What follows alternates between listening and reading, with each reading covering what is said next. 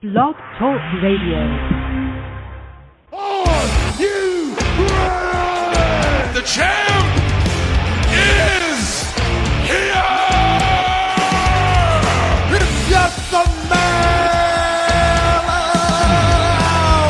Give me a hell yeah! What the rock is cooking? To be the man, you have to be the man! Big Papa Pump! It's your hookup! Falling! Holla! At the end of Woo, woo, woo! Cup of coffee in the big day. And coming to you from the Blog Talk Radio studio right here in the heart of Hudson County. Folks, you know it's always in Union City and Weehawken, respectively. This is the latest edition of Working the Marks. And so I am New Jersey's premier and now 7-time award-winning journalist, the Professor, Fernando Uribe, and he is undoubtedly, unquestionably, irrefutably, New Jersey's premier wrestling analyst, the amazing PBR, join us here this week. What's going on, brother? Welcome, everyone, to another exciting edition of Working the Marks. I had to do the Vince intro on that one, just Absolutely. a little absolutely. bit. I mean, what's up with that theme song? Did we just get WCW'd on that theme song? You know how like when guys would leave WWF back in the day and then they would go to WCW and their theme song would change and it would be like some offshoot, like second-rate version of it, Oh, Should we man, just get WCW'd on our theme song? Don't do that to D-Rotten. That's the new theme song D-Rotten just came up with. Shout out to our boy D-Rotten who handles all the tech stuff for our show, and we appreciate his dedication and his hard work of the show. I think it's still a work in progress. I think there's still like another part of the song I think has to be worked on. But I'll leave it up to D-Rotten. He's a good guy when it comes to that. And folks, of course, we want to thank you all for joining us from wherever and however you're tuning in here on Blog Talk Radio, Working the Marks, obviously. Also, you can listen to episodes on SoundCloud, obviously. And you can download the episodes anywhere, anytime. Don't forget to shoot us an email, what you like about the show, what you don't like about the show, via workingthemarks@gmail.com. Once again, workingthemarks@gmail.com. We love to get email from you. We certainly want to, hear what you like about the show, what you don't. Hey, write to us. We love reading emails. And so does D-Rotten, again, our great technical supervisor here on the program. Check us out on Instagram, folks. We're going to be active on Instagram once again shortly at working_the_marks. And, of course, check out our own Instagrams personally. The great PBR's Instagram at Patty Rican. That's at PADDYRICAN. And certainly my own Instagram at the Fernando Zone. And of course, folks, check us out on Twitter. Now that Twitter is a nice, free speech zone, thanks to Elon Musk. You can check out PBR at his Twitter at PatrickSKVM. And check me out on Twitter at the Fernando Zone. I'm getting away with a lot more stuff than I used to in terms of what I can say. So thank God for Elon Musk, PBR, on Twitter, to say the least. So great show. Oh, all right. Make sure you like us on Facebook. If you say so. Hey, I've seen a lot of my followers just go up like mysteriously. I don't know. It's I gotta be honest with you. I'm a little skeptical about a guy who sounds like a cheap cologne. You know what I'm saying? Like, I'm Elon Musk for men. Like, you know what I'm saying? Like, ooh, the toilet, Elon Musk. You know what I'm saying? Like, what does it smell like? What does it smell like? What do you think Elon Musk would smell like? Not freedom. Freedom doesn't have the scent. Well, I'll tell you right, it smells like freedom for a lot of us on Twitter who've been getting the shot for a while. So, I don't know. I'm just looking better on Twitter. Well, enjoy saying the N-word again, people. Enjoy saying the N-word again. Terrible. There you go. But bro, we got a great show here. Obviously, our main event today will be previewing WWE Crown Jewel. Certainly, it's been in the headlines this week about whether or not it would take place. Some geopolitical events threatened it. Ultimately, it seemed like that is not the case. WWE working with the State Department, trying to really, really sort out exactly what geopolitical threat was imminent. Fortunately, it is not. It seems like people will be safe and sound in Riyadh today for the show. We'll get to that in a minute, but let's tackle the news here And, brother, a lot to tackle really during this week here on the news cycle. And one story that really, really stood out for me right from the get-go. And Kurt Angle, obviously, on one of his podcasts that he does, it was interesting, on the Kurt Angle show, he was talking about, and this is a quote that really got a lot of buzz on the internet this past week. And he went on to say very simply, it's not too much of a leap to say that Seth Rollins is the next Shawn Michaels. I believe he will be eventually. He's not there yet because Shawn put in a lot more years, like 30-something years. But he does remind me of Shawn because everybody he wrestles, he has 5-star matches with. I got to tell you, man, on the context of that, Kurt Angle isn't wrong there. And he got a little grief, I think, on social media. I think, again, the context. I think he wanted to make sure that he said, hey, listen, he's got to put in more years like Shawn did. But he's not wrong factually in terms of if you look at the body of work of Seth Rollins, man. And, whether or not he's going to end up being, the next Mr. WrestleMania remains to be seen. But he is – I can't think of one bad match that Seth Rollins has had in next to forever, I think, even as a singles competitor.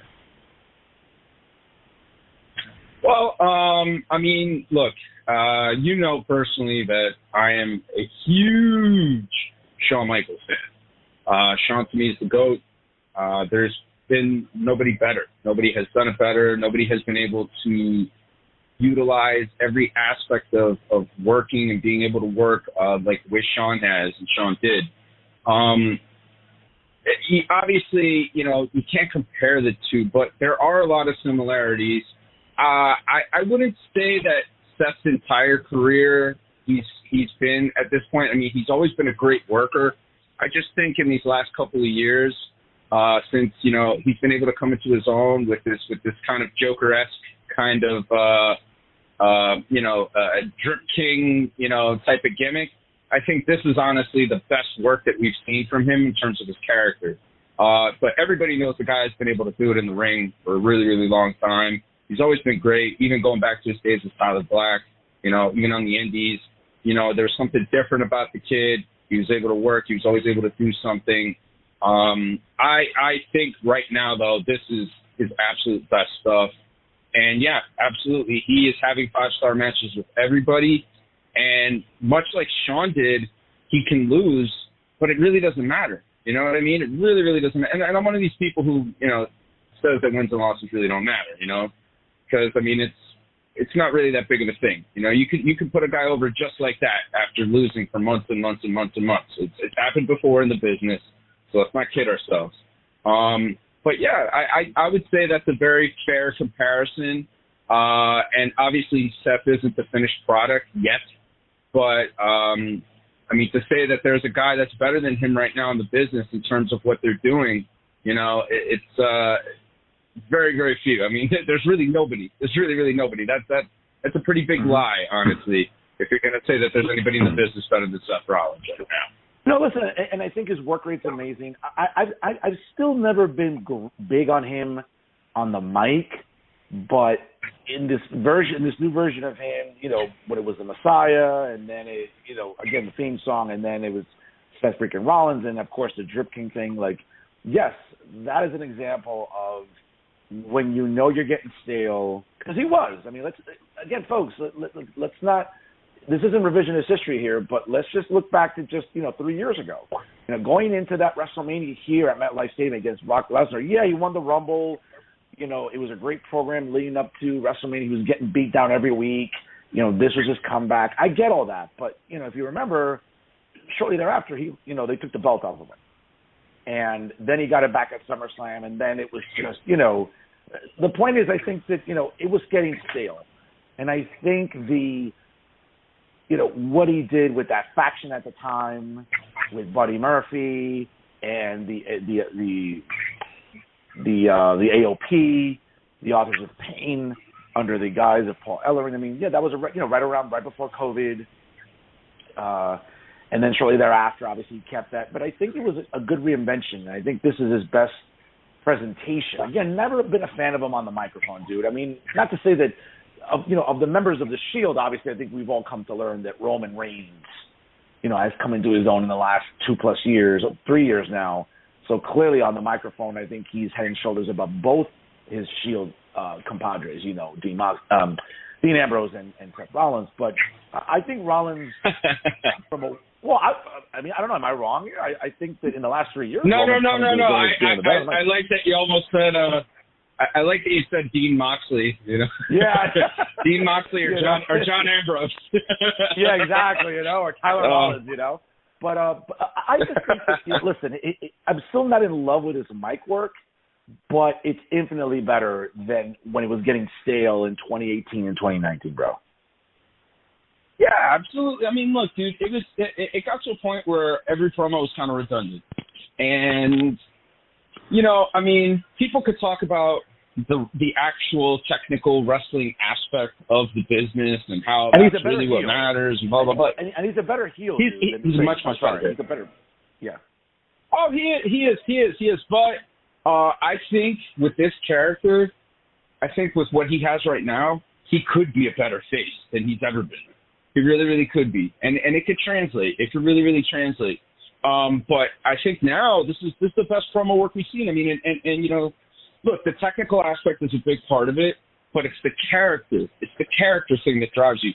That's what's going to help you connect with people. Ultimate Warrior wasn't the best worker in the world, but the guy had a great larger-than-life character that connected with people. Same thing with Terry Hogan. Same thing with a lot of people. You know what I mean?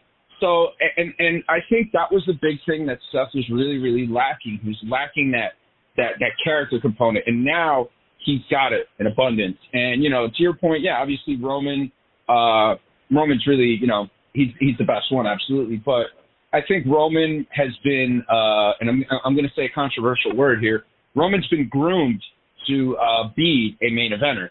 And I think Roman's been groomed to be a main eventer from Jump Street, whereas Rollins kind of became a main eventer, but it was never really the plan for him to be the guy. And I think that every opportunity he was given, he knocked it out of the park. It's just that character component that was missing, and now he's just doing great character stuff. And Sami Zayn's another guy too. Yeah, Sami Zayn was treading water, for how long, No, absolutely correct. And I think it'll be interesting to see again for the remainder of his career if he remains healthy, no catastrophic injuries or anything else. I think, Kurt Angle's premonition, I think, is going to come true. Some other things in the news cycle this week, looking at, and this is something that, I'll tell you right now, my skin crawled when I saw this. But reported on Wrestling Inc. this week, Dakota Cohen, good job by her writing for the Wrestling Inc. She's actually one of the better columnists there, I think, actually, from a writing perspective. I'm not saying she breaks a lot of stuff, but she's a good writer. And that's what I look for. I guess maybe that's just the academic in me. But she writes this week, AEW has only ever produced one house show since the company's launch, with it coming on April 9th in 2021 in Jacksonville, Florida, featuring a Battle Royal and the TNT Championship defending the main event. Other than that one non-televised event, AEW has stuck to its weekly television shows, AEW Dynamite and AEW Rampage, along with its pay-per-views and its YouTube programming, which I know the PBR is such a fan of, AEW Dark and AEW Dark Elevation. But there have been some rumblings in the company lately that AEW is looking to expand to more house shows in the future. There's still no concrete plans for the company to change course, but some on the roster have expressed an interest in Tony Khan that doing house shows would be infinitely better. There's a number of talent that would like the opportunity to wrestle more often.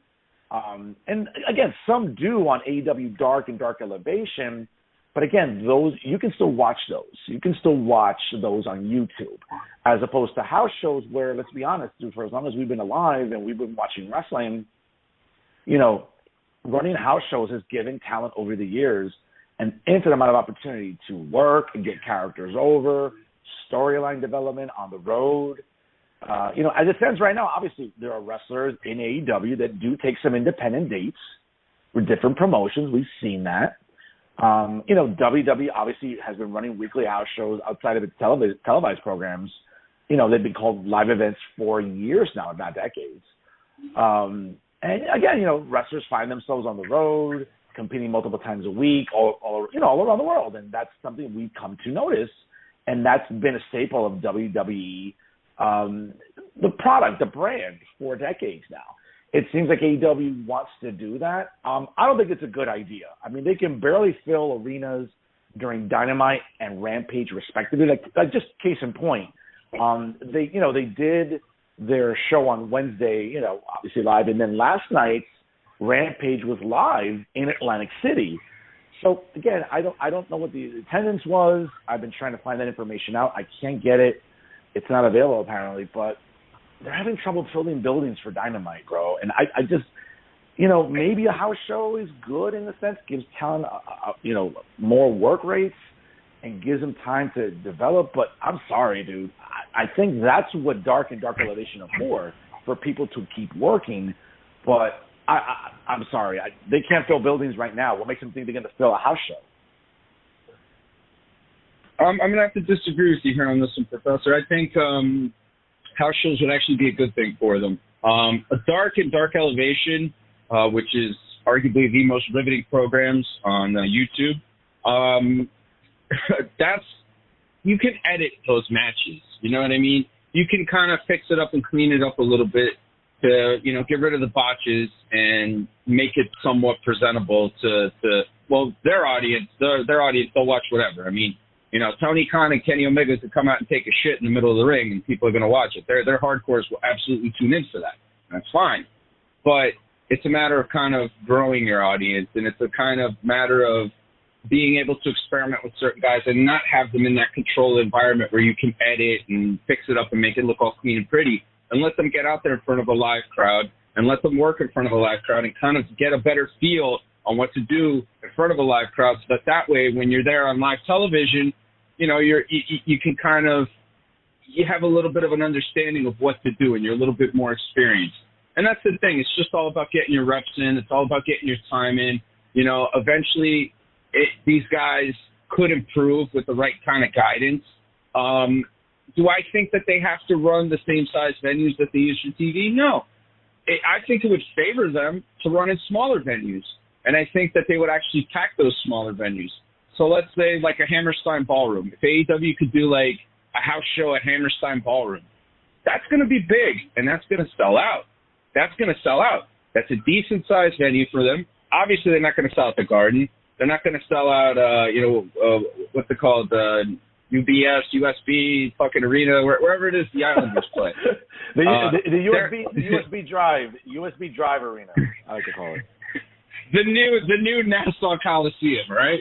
There basically, they're not, they're not going to sell that out for a house show. They could barely sell it out for TV. You think they're going to sell it out for a house show? So I think it would be better for them to do smaller places like that, to do like theaters and stuff like that, like the way NXT used to do when they would tour, where they would do like smaller, more intimate venues. And I think that would not only favor the talent because it would kind of help them experiment and work with certain things to try and see if it works with the crowd to get it over, but it'll get them their reps. So I think this is actually a real positive, and I think that this is something that they could use outside of those two aforementioned internet shows, or sending these guys out there greener than baby shit to mess up in front of a live audience and, not really give their company the best look. So I'm all in favor of it, and I think if they do it with smaller venues, it could prove to be pretty successful for them.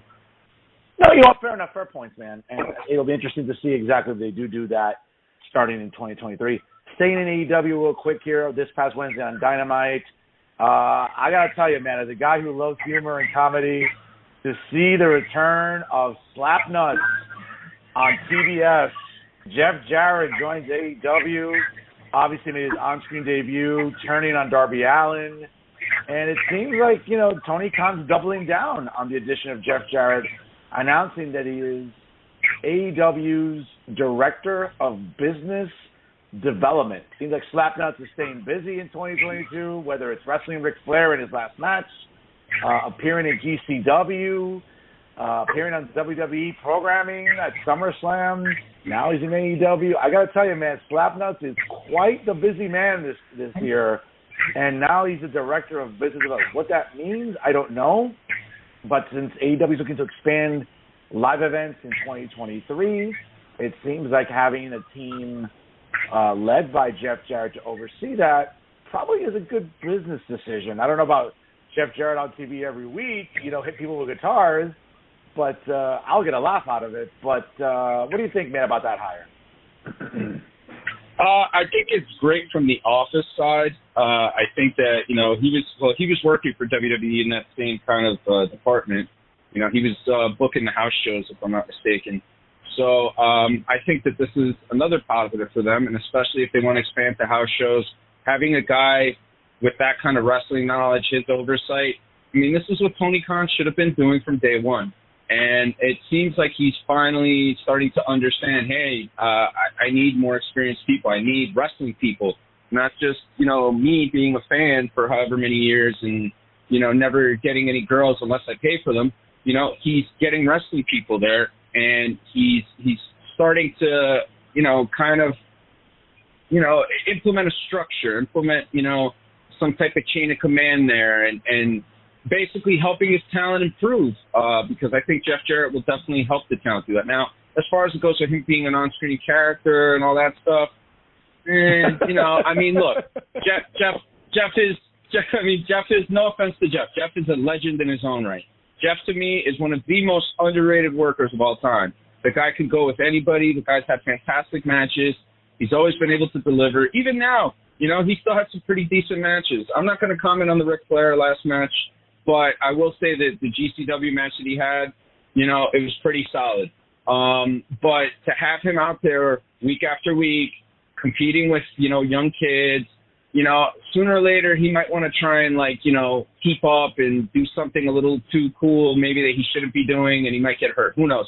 I don't think he's that dumb. I think he's actually pretty smart. He's also modified his style, and he's a smart dude when it comes to wrestling in that regard, and there's no ego there for that. But to see him come out week after week, hit some young kid over the head with a fucking guitar, that's not doing anything to help their young talent.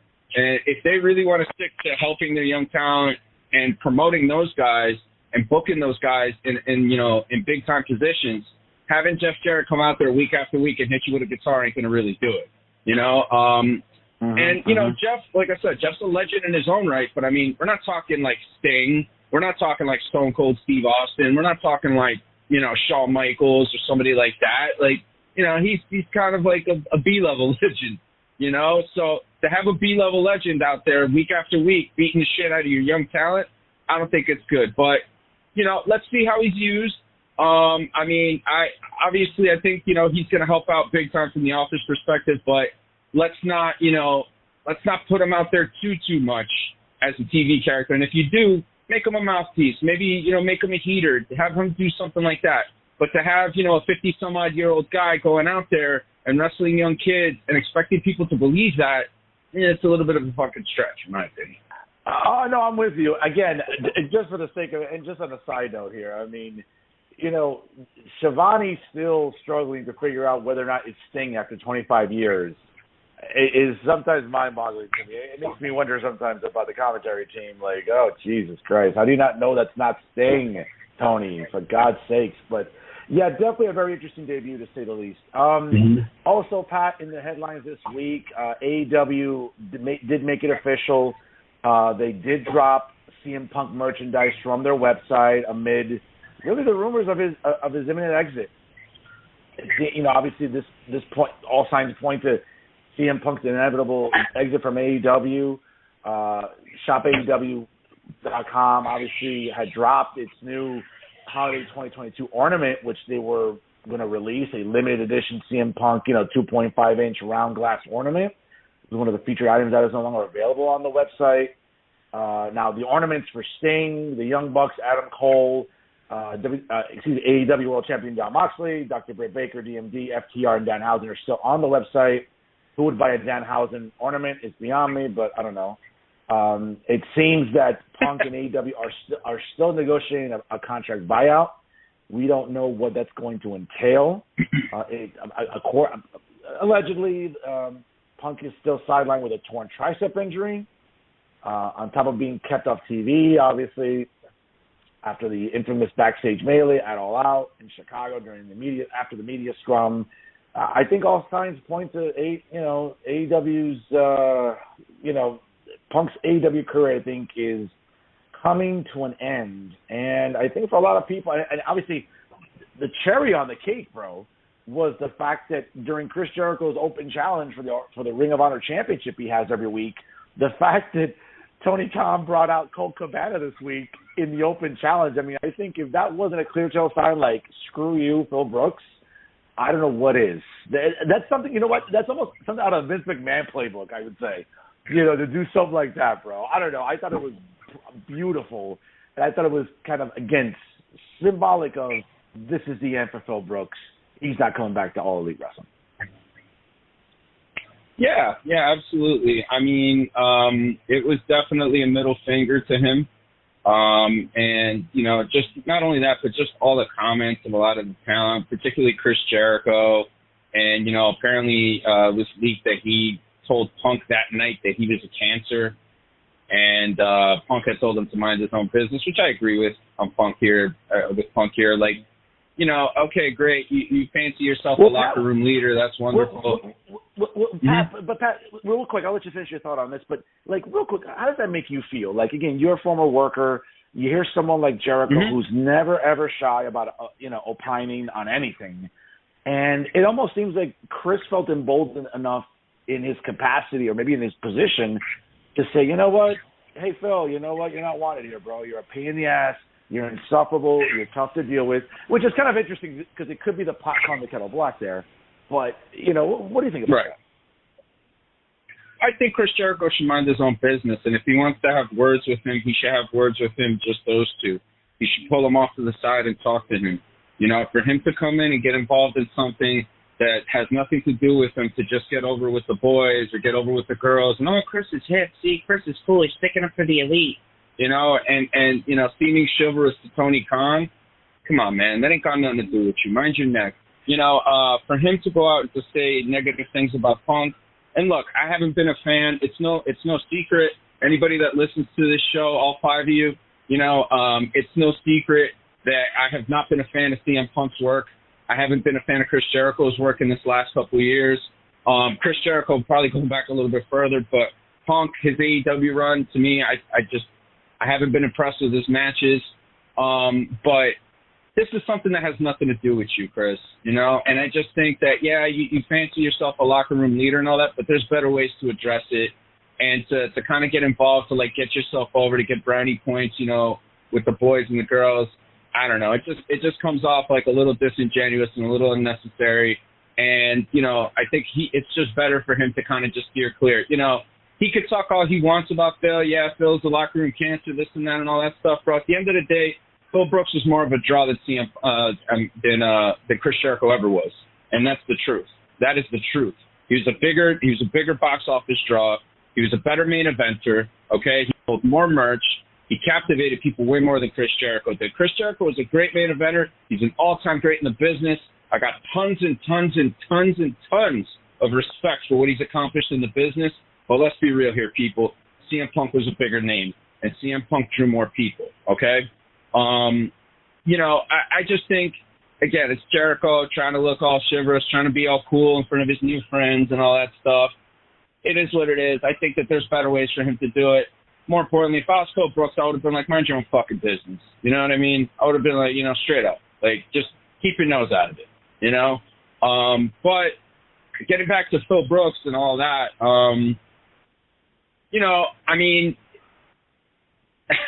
what did people think was going to happen after all of that? And especially with Tony Khan in charge. If it was somebody else, it would have been a different story. I think they would have figured out a way to hash it out, and those guys all would have been working together, and AEW's ratings would have been a lot better, and the product would have been a lot more interesting to watch right now.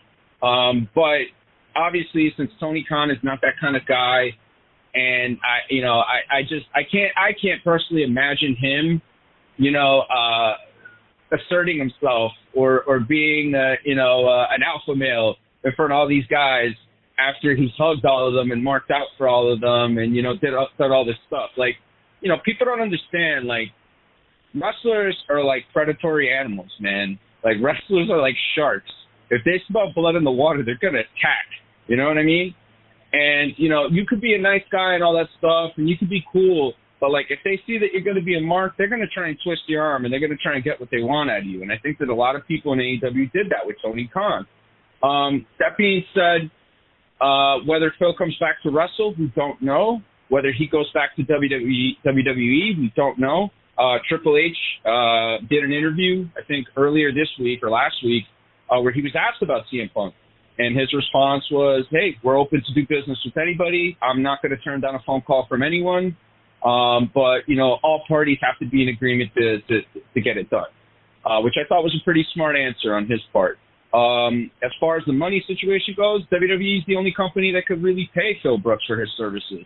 But I think if Phil Brooks were to come back to WWE, it would have to be different than his AEW run. It would have to be with a little bit more oversight, and I think that Punk would have to deliver a lot more in terms of his match quality than he did with AEW. So let's see what happens here. But I mean, obviously, you still got that big hurdle in the non-compete clause. So let's see where this goes. No, and listen, and you raise a good point about the importance of oversight, because we saw that with no oversight in AEW, you know, you left him to sort of book himself, and it was just not great. It just wasn't. Even the program with MJF, which I think ultimately was supposed to elevate MJF, and it did, obviously, to some extent, but it still was not as good as it could have. Just think about it for a minute, bro. Think about it if that feud was going on in WWE and under the auspices of Paul's supervision.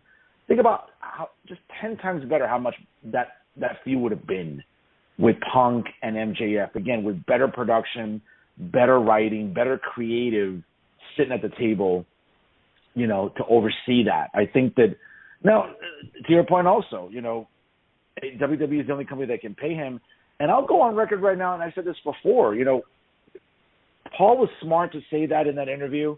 He's a good business guy. I think that over the years, right, we've heard a lot of internet chatter and marks online go after Paul. Oh, Paul's always been for himself, and what happened in 2011 during that infamous interview in the middle of the ring when Paul was shooting and this and that. And, you know, a lot of time has passed. I think that Paul as a businessman obviously has grown infinitely. You can tell why WWE is still thriving the way it is. I'll tell you right now, man, they don't need CM Punk in his present form. Now, if they talk and, you know, him and Paul can come to some sort of agreement, he can go to the – we've talked about it off the air. You said this yourself. If he goes to the PC, you know, if Paul wants to send a ring to him and he works at home, like something, because presently in its current form, CM Punk isn't a draw, dude. He's sloppy. Other than the music, that'll get a pop. But in the ring – He's not delivering, and I think that that's something Paul A would not want to bring back in his present form, and B, they don't need him. I think there's a plethora of talent right now. They don't need someone like CM Punk. Okay, will it sell merch and get pops? No question it would, but do they need him? He'll draw, Vern. No, he'll draw. He'll draw, dude. He's a name. He's a name. No, Pat, he'll draw, but in its present form, Will Phil Brooks be entertaining as a worker? Absolutely not. It'd be sloppy. I don't think Paul wants that right now. And he doesn't need that. He's got enough good workers on the roster. I mean, let's look at it like this, okay? If there's a place where somebody who might be limited in the ring can thrive, it's the WWE. And Phil, I don't even think it's that he doesn't have it anymore. He still has it. His psychology, all that stuff, it's there. The physical side wasn't really there. I don't know what his training routine was. I don't know how he got prepared. I don't know if he did get prepared. I don't know what happened there. Obviously, it wasn't what it could be. But I think that with a little bit of time, a little bit of guidance, and just, you know, a little oversight, I think that he could be a main eventer again, and he could be big for them. And let me tell you something. The only thing that I think that would be bigger than CM Punk coming back to wrestling would be CM Punk coming back to WWE. That would blow that whole thing out of the water, because this would be the most unlikely scenario of unlikely scenarios. You know what I mean? So I'm curious to see what happens, but I'm not gonna be negative about it, only because WWE is just so good at these things, and I think that they would be able to figure something out to make this work, to make it successful, and more importantly, to make it lucrative. So let's keep our eyes peeled. Pat, I mean, for all we know, he might never come back. No, Pat, you're absolutely correct on all those points. I'm just saying that in its present form, unless some things change, sure, his work rate, his appearance, just I think about the presentation. I think that right now, yes, it's a draw. He's a draw. There's no question. Yes, it will be lucrative. But right now, in its present form, they don't need him. They need him to kind of take some time off, heal up, work on his presentation, his look, his cardio, whatever. And I think that, listen, again, from what we're hearing or reading, Cody's rehab is progressing. He's due to come back at the Rumble. It seems like Cody's going to get a big push when he's back. Other guys are stepping up and really elevating, Matt Riddle and others. I just think that right now there isn't a place for CM Punk in any sort of main event or even semi-main event role right now, based on what Paul has to work with. I think you look at the dominoes in front of him and you look at the bowl, I don't think he needs him right now. I think WWE is doing just fine financially. Clearly, we're seeing that. I think they're doing just fine with pops and draws and everything else. Again, if it's a better version of Phil Brooks, I'm sure Paul Levesque will be all about it. But in its present form, dude, it would do him. First of all, it would do Phil Brooks a disservice because he's already going out in shame. To come back, and yeah, he'd get a huge pop. The fans would react. But that first match back, the scrutiny of the world is going to be on that match. And if it doesn't deliver, maybe some time off, I think, is what would better suit Phil Brooks. That's just my opinion. That's fair. I think it's fair. It's a matter of, like Triple H said, all parties being willing to be able to do their part. You know what I'm saying? Like we say in Spanish, tiene que hacer su papel. So if Phil is willing to do that, but Pat, and WWE is willing to do that, Pat, that's code for yo, this guy's got to get his life together. He's got to get his body back together. Like that's code. That's what that's sure. Code for. Agreed. He does have to get back to a certain level. I mean, look, working for, and this is no offense to AEW. They're a big company in their own right, but I mean, there's a huge difference between being a main eventer in AEW and being a main eventer in WWE. And if Phil has any desire to get back to that level, I agree. He does physically have to do his part. So let's see what happens. But either way, this is going to be an interesting story regardless. And anything involving Phil Brooks, let's be honest, is always going to catch the attention of wrestling fans. No, absolutely. And even in a dream scenario, later down the line, does he get to shoot on the Elite and Tony Khan? That could be compelling television, Pat. Oh, hell yeah. I mean, imagine that. Imagine that. CM Punk coming out on Monday Night Raw and shooting on everything that happened. I mean, that alone, the ratings would be huge. Huge. His first Raw back, his first event back. I mean, it would be big. It would be big stuff, and everybody would want to see what he's going to say. And especially with a guy like him who really doesn't have much of a filter, it'll be fascinating television. And I think it could just only go to help WWE and really to continue to do a lot of what Paul Levesque's been doing lately, which is reestablishing goodwill with a good part of the audience that they've lost. Mm-hmm. And it'd be funny, too, because all these AEW marks were so devoted to Phil Brooks. The minute he goes on Raw and decides to shit on Kenny Omega, the Bucks, Tony Khan, or whoever, it'll be glorious to see. He's old, he's washed up, and F CM Punk, and watch. It would just be glorious to look at the Twitter universe. They'd all be shitting on CM Punk. Oh, what a sellout. He went back to WWE. He sold his soul, and look at him. He's a has-been, of course. And, but when he was in AEW, he was literally the second coming of Christ. But it'll be interesting. Now to some WWE news. Well, potential WWE news. It's being reported this week that William Regal's contract with AEW is coming to a close shortly. It would seem that reports are saying that William Regal is going to be asking for an astronomical amount of money to resign. It may not be in Tony Khan's best interest to do that. I think it's a great negotiating ploy. You know, if you don't want to be there and you know that the other company, which you left, which you have a great rapport with Paul Levesque, and if Tony Khan doesn't want to pay you, I think chances are, number one, he left on good terms with Paul. Number two, he knows he'll be welcomed with open arms, and he'll have an integral part, once again, in production, in some creative, in some television production, whatever. You know, I think it's smart by William Regal to say, hey, listen, if I'm getting $1 million, let me ask for $3 million, and let me see if Tony's going to pay me. Now, again, that could backfire because maybe Tony Khan thinks William Regal's too valuable to lose and will overpay to keep him. And then, you know, and then clearly William Regal's up shit's creek, as they say, because he's like, oh, damn, this backfired. I didn't think he was going to pay me. Now he is. Shit, I should take it because maybe Paul won't pay me $3 million. So, again, it's all negotiating ploys, but it seems like William Regal might want to go back to the WWE. Yeah, I mean, why wouldn't he? I mean, you know, let's be real. You know, he's used right now as an on-screen character. They're not really maximizing that, let's say.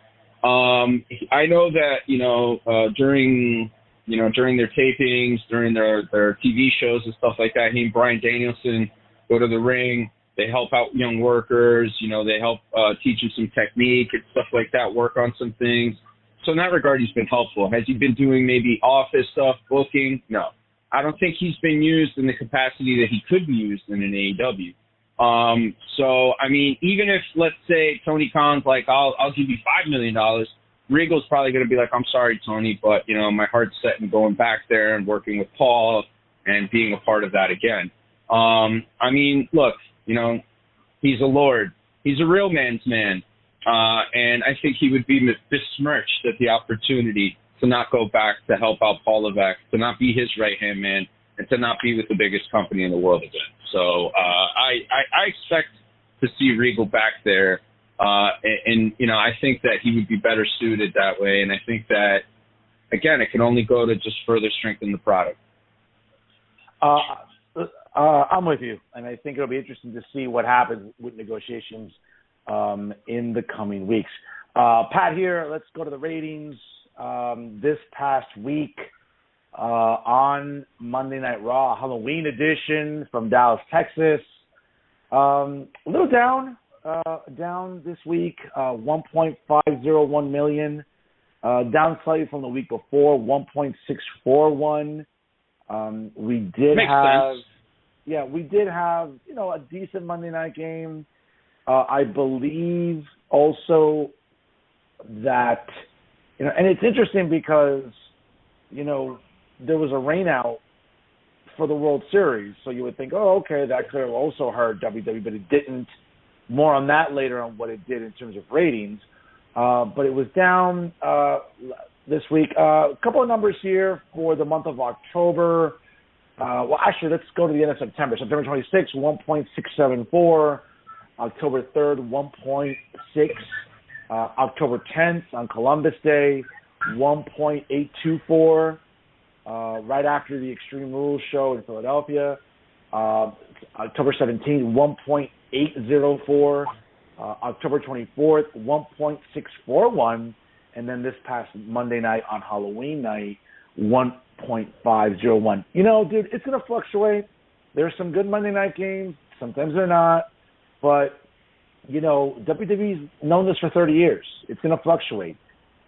Certainly, you know, going back to the Raw right after the Castle show on September 5th, I mean, that was really their last 2 million plus rating on Raw. It was 2 million plus for a few weeks there at the end of the summer.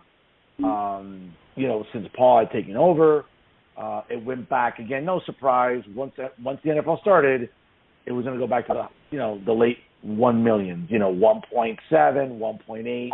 I'm kind of doing the math here a little bit. I think it's been hovering around 1.8 on an average since probably after Labor Day, which I think, to be honest with you, dude, that's kind of the norm for WWF/WWE since Monday Night Football is on. And that's a good number, dude. 1.8 on an average. That's a good number, dude. Yeah, absolutely. I mean, I expected the number to be down this past Monday only because a good chunk of their audience was out trick-or-treating with their kids or out actually trick-or-treating themselves. So you kind of figured that might have been the case. But I mean, look, dude, people know they're a mainstay, they're staple. People know that there's wrestling on Monday nights. People are going to tune in and watch. If there's a hot Monday night game, people are going to watch that. Obviously, you have the World Series of Poker. I'm not referring to the Baseball World Series. I choose to not acknowledge it. It is not happening in my eyes. I'm a little salty. But unlike Aaron Boone, we know what to talk about and what to do on the show. Absolutely. So, they kind of expected these things, and again, fans know where to get their wrestling fix on Monday night. That's obvious. So the number's going to fluctuate, especially, with NFL, which NFL is king in the United States. Let's be real. Those numbers they're going to fluctuate a tad. So, it's going to be interesting, especially coming up in these next couple of months, being that, we have the Corruption World Cup coming up, and to see how the Corruption World Cup's actually going to affect the ratings. That's going to be kind of fascinating. More so, I think AEW is really going to catch the shit end of the stick there, because I mean they really, really, really need to get their numbers up. We'll talk about it in a bit too. But Pat, I mean, not to cut you off, but like in terms of the Corrupt World Cup, I'm with you. But I think what saves WWE and even AEW to an extent also is because of the considerable time difference. A lot of the games are during the daytime, and I think that saves prime time. Now again, there are replays. People will watch replays. There's no question, right? If you're at work during the day, and you're not able to watch TV on a streaming service at work, like I do on my iPad or my Mac at my office, that's one thing. So yes, I think the replays in the evening, I think, will get considerable traffic. But again, the games live are during the day. I think that's the one saving grace for any late afternoon primetime television viewing because of that, because of the enormous time difference. We're talking about an 8-hour time difference. So that's why the games are at 7 in the morning, 9 in the morning, noontime, respectively. Like, that's, I think, the saving grace. Now, again, when the World Cup comes to the United States, Mexico, and Canada in 2026, and that'll be very different. But presently, coming up later this month on the 20th of November, I think that sense, wrestling programming, I think, might get a little bit of a reprieve because of the time difference. That's just my opinion. No, that's fair. I was unaware of the time difference in regards to that. I figured that some of the games might have been on at night or, something like that. But to your point, probably the replay. So, so I'm mistaken on that. But regardless, I mean, there's still a lot of sporting events that are coming right now. NBA started, hockey started. If you're a Devils fan like we are, obviously, 5 wins in a row, you're going to want to watch that exciting front line of the Devils and those defenders. And, so it's been fun, definitely, and even if you're a Rangers fan, that's good because you can put on a Rangers game to fall asleep. So, either way, there's a lot of stuff happening, and wrestling does tend to fluctuate around this time of year anyway. So, but WWE is just going to considerably sustain that number. And, to your point, I mean, 1-6, 1-8. I mean, Tony Khan would eat his father's nose to get that number regularly. You know what I mean? So that's a big nose. That's a big nose. Well, you got to get around that mustache first, and at least you have the handlebars of the mustache that you can hold on to while you eat the nose. But and we do not condone cannibalism on this show. I'd just like to put that out there right now. But definitely. I mean, these numbers are going to fluctuate, and I just think, again, WWE's just always in peak position to be able to capitalize their mainstay, their brand, and especially now with this reinvested good faith that they have with the fans, more people are inclined to tune into WWE than, let's say, AEW. No, definitely. The SmackDown rating was down. Again, we don't know what it was last night. It was a taped SmackDown. We'll find out what the number was anyway next week. But the previous week, right before Halloween weekend, it was the first SmackDown in quite some time that was not on Fox. It was on FS1. And if you don't know where FS1 is on your cable programming, or maybe you have the type of cable package where FS1 is not included, then that probably did a disservice to the number, and that was the case. SmackDown has been doing I'll just give you a rundown here. Right before the Castle show, which was a taped SmackDown, fine. It was the day before the Clash of the Castle show in the United Kingdom, in Wales. You had 2.077 on September 2nd. September 9th was 2.3. September 16th was 2.2. September 23rd was 2.5. Big number there. September 30th, 2.2. October 7th, 2.24. October 14th, 2.274. October 21st was 2.231. Now, last week, again, not necessarily because the World Series hadn't started yet. I'm sorry, that's right. It did start. The World Series Game 1 did start on Friday, and that's why it was moved to FS1. It only got 835,000 people. That sounds like a Rampage rating, if not, or maybe a Dynamite rating. But, again, the casualty of moving to FS1, that's not going to be the case consistently. It'll be back on Fox from here on in since the World Series is coming to an end, hopefully. Let's go Astros and close this out. I know it pains me to say that, but I can't stand Philadelphia, Pat. Sorry, I can't root for anything in Philadelphia. It seems like that 35,000 number, that's just an anomaly, again, because of FS1. I mean, I like FS1. I watch it every day because I watch The Herd with Colin Cowherd. I watch Undisputed with Skip. I love Craig Carton now at 7 in the morning on my way to work. I watch Craig Carton. It's great.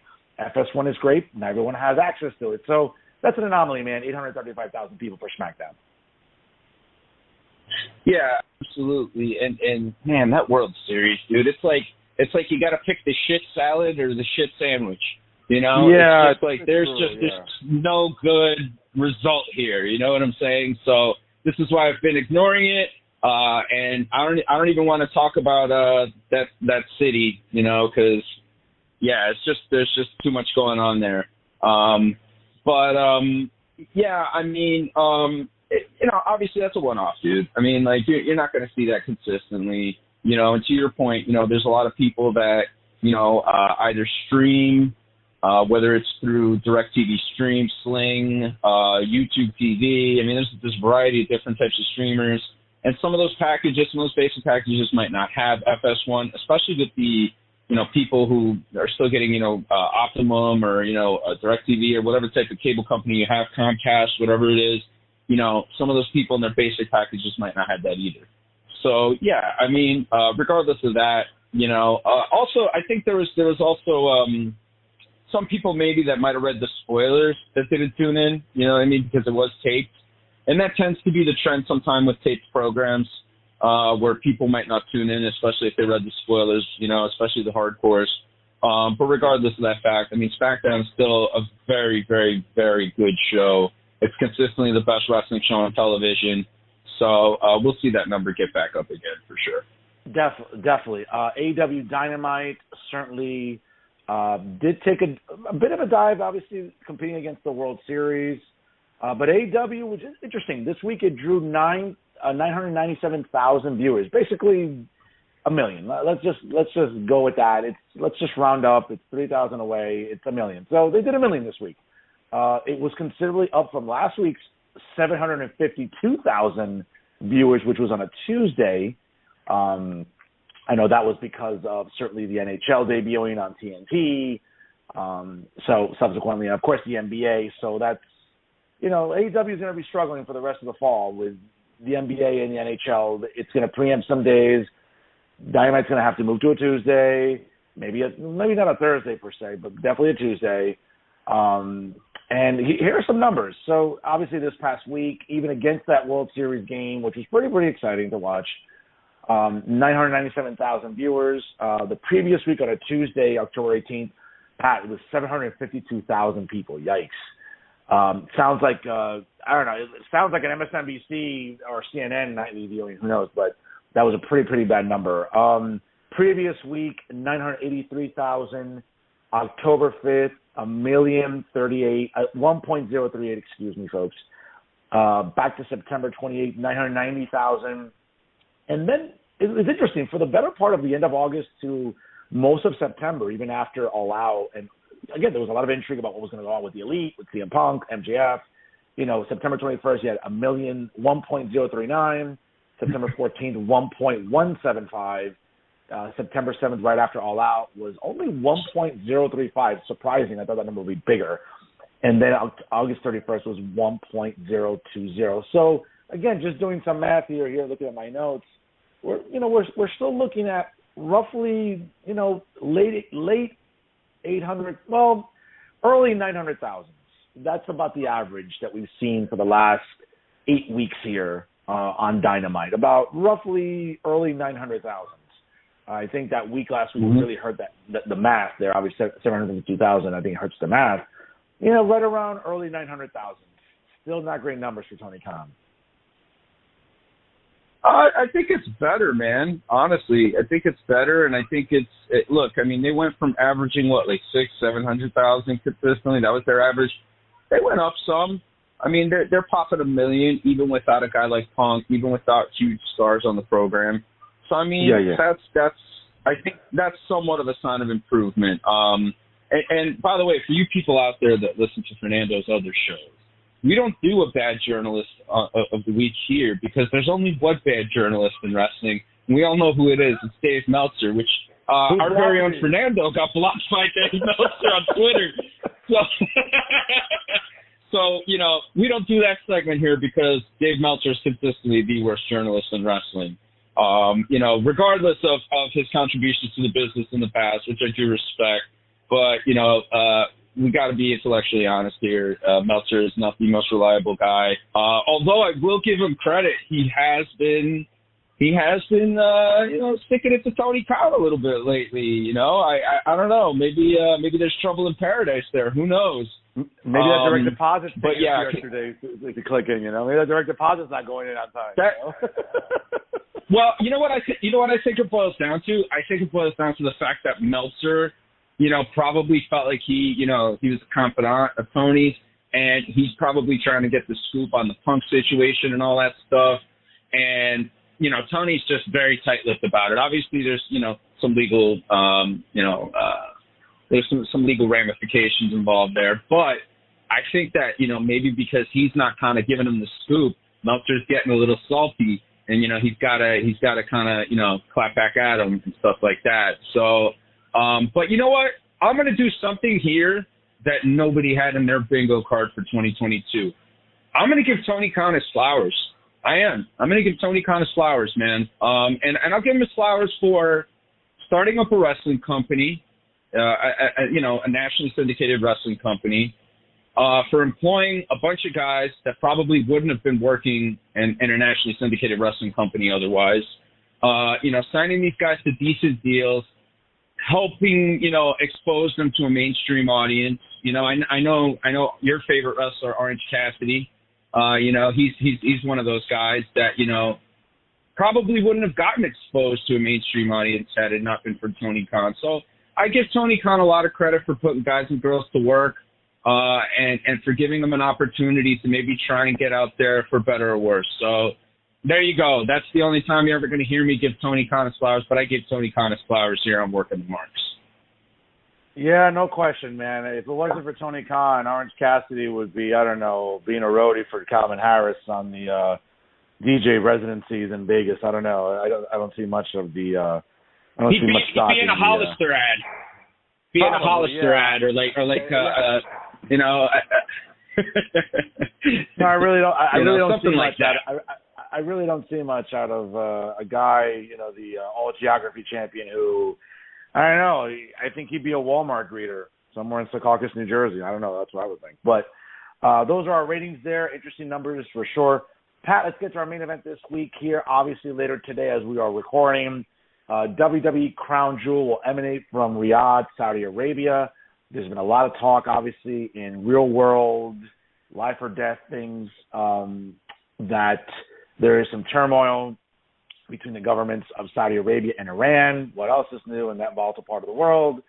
And apparently the State Department had notified WWE that an imminent threat could be possible militarily on behalf of Iran, which could put the Crown Jewel event in jeopardy. Obviously, there were contingencies planned to bring the event back to the United States and have it at the PC.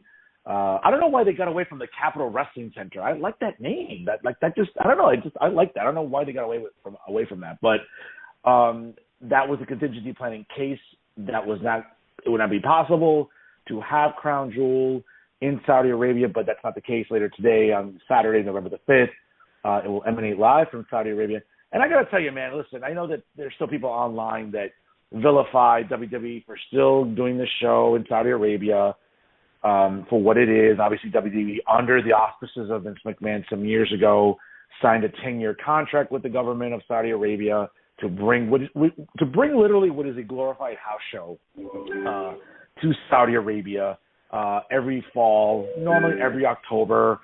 Sometimes in the spring, there's a Saudi-based show emanating from there, but by and large, it's always been in the fall, in October, November.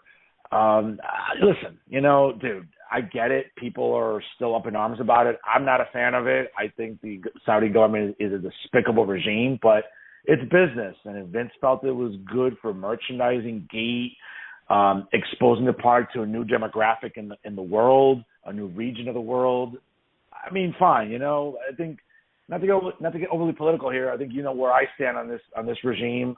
As a conservative, I'm not a fan of it. But okay, it's business. It does well, and we'll see, right? I think it was done in 2018, so we got 6 more years, and we'll see what happens under the auspices of Paul Levesque. Maybe they'll extend it. Maybe after the 10 years are done, maybe they'll say, you know what, thanks, but no thanks. But I seriously doubt. I'm sure the Saudi government knows the gate it draws, the interest that it draws, the merch. I'm sure they'll come to an agreement again. But I think, fans, I think, have to get over the fact that it's going to be emanating from Saudi Arabia for the next 6 years, Pat. Yeah, I mean, people just got to deal with it. The check's in the mail, folks. It's been cashed. It's in the account. That's it. It's over. I actually have a scoop from the Working Remarks contributor that we have, Sparkles Lorraine Garoppolo, my cat. She has actually just handed me a piece of information that says that the conflict was resolved because Adam Pearce stepped in and was able to speak to both governments. And he was able to resolve the matter as he is law and order in World Wrestling Entertainment. So thank you, Scrap Iron Adam Pearce, former NWA World Champion, for being able to solve that. I mean, is there anything this guy can't do? He might be able to end racism for all we know. But I mean, look, whether fans like it or not, this is the deal, man. You could either watch the show or don't. If you want to protest, don't watch the show. That's fine. I respect it. No big deal. You know what I'm saying? This is one of those things where there's really no right or wrong way to feel about it. Hopefully my concern is that nothing happens to the talent, nothing happens to the people that are attending this event. And, hopefully this thing's able to go off without a hitch. I mean, look, WWE, they wouldn't go out there if they didn't know any of this. Obviously, Scrap Iron, the U.S. government working closely with him, he's got the scoop. He was able to resolve this conflict. So I think it's going to be a good show. To some extent, I wouldn't even say it's so much a glorified house show as much as it's like a B-level WrestleMania. I think that would be that would be I think a better way of putting it. But either way, I'm really excited for it. I'm going to watch it. I'm looking forward to seeing what they do, and I'm really looking forward to chopping it up and analyzing this card here on this episode and in our main event. No, definitely, yeah. So let's get to the card here. So, again, this is not the order, I think, of what the card will be tonight. Fern, I'm sorry. Fern, I'm sorry to cut you off, but I don't know if you saw, but WWE announced they're going to be having a Wrestling World Cup now. So that's going to be correct. Yeah. So I think that's going to be good, and I think that's going to be an opportunity to perhaps, get some other new talent over and to maybe elevate some people for a mid-card title. So, Paul Levesque, once again, kind of imprinting, his image, kind of creating WWE in his image again. And I'm pretty excited to see what comes of this and how they do this. But yeah, no, let's get to the card here. Definitely, I think it'll be a great event. Definitely. Listen, people love tournaments.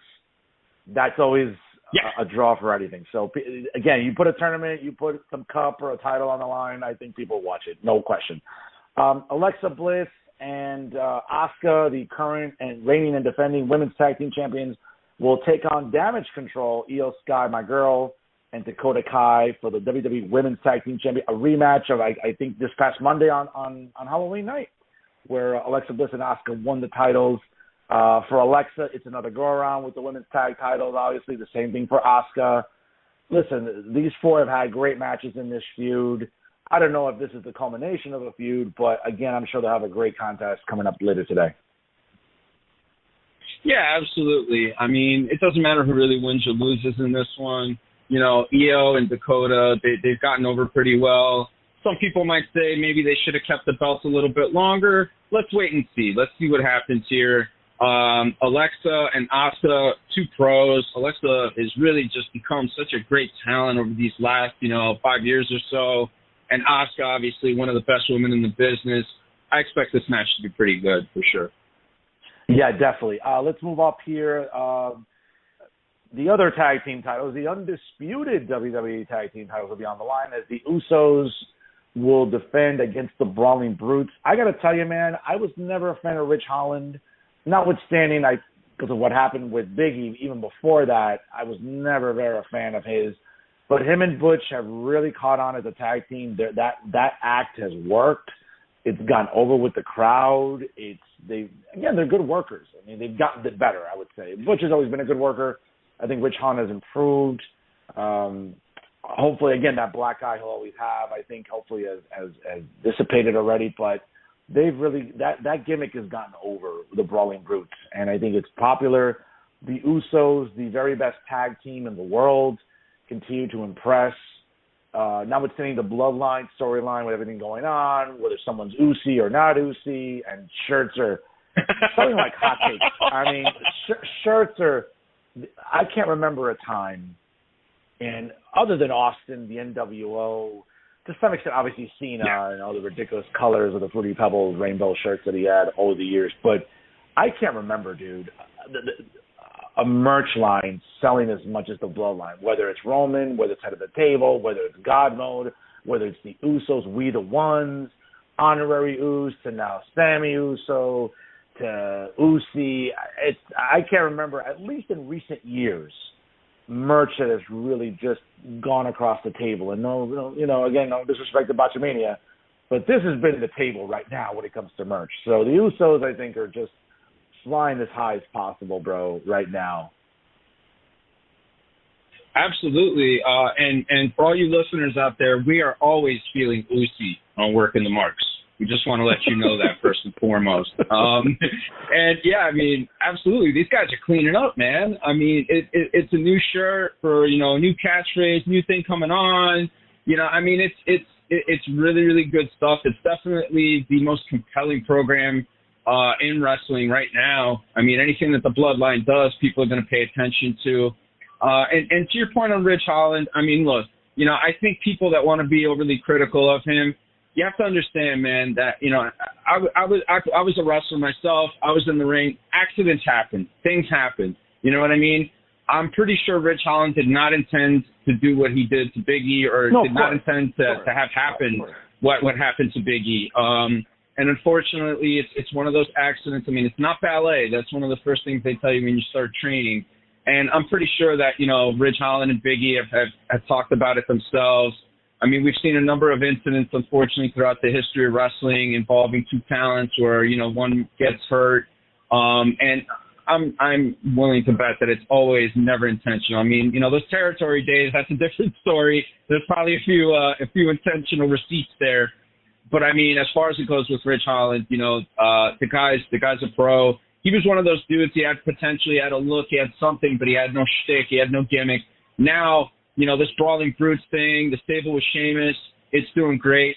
Butch recently had an interview with Ryan Satin where he was talking about this Butch character, because obviously there's a lot of blowback from all the marks. They're all, oh my God, they took away Pete Dunne, and they were getting all mad and stuff like that in their mom's basement, and throwing their nachos across the room and all that stuff.